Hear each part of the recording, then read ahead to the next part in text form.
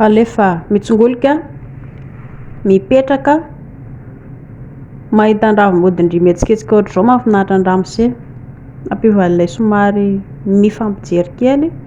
ilay manokatra femisamasamaka ohatr'izao mahafinaritra ny lehilahy fa mody mety tsara velatsy fotsiny izy eo maso indrindra fa mahita vehivavy manokatra feo dia mody ratsy mody manao fihetsika ratsy hoe tsy tia io dia manokatra feo nefa ny anazy ery efa teraka hatramin'ny ambany ery ambany ery. Alefaso ny manodina kely ohatran'izao tsy misy olana ihany koa zany ilainy zany dia farany ny mitady zandry afaka mitady zandry ohatran'izao ianareo manokatra varavarana ramose dia misy olona manokatra feo ohatran'izao ambaravarana dia tsy maninona zany fa mila zandry zany ndre ho an'ny mpivady ny tiako lazaina eto. Okizay midina amin'izay teo ambony écran teo mbola koa kialan'ity zany ndany ianareo mividy ilay akanjo tsara tarehy be dia be ilay akanjo tsara tarehy ireny dia afaka mividy ireny akanjo mbolamola ireny lahy mba ho an'ny madama amin'izay mba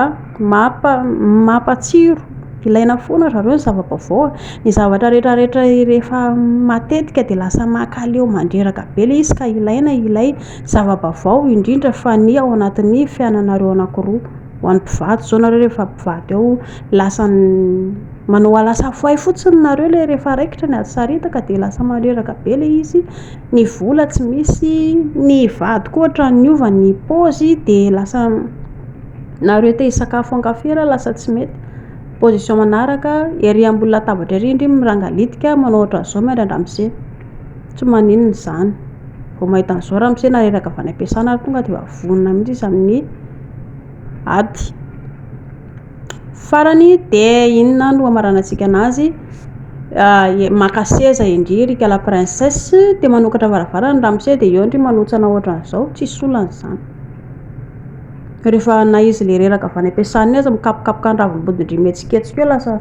tangitra tampoka izy na ny atezeran'ny ady avy any am-piasana tany ary lasa falifaly mahita ohatran'izao na izany na tsy izany ary mifankatiava nareo anankiroa tsy hoe ny vehivavy foana akory ny hanao an'izao zavatra ao fa mila mifankatia aloha izay vao mety.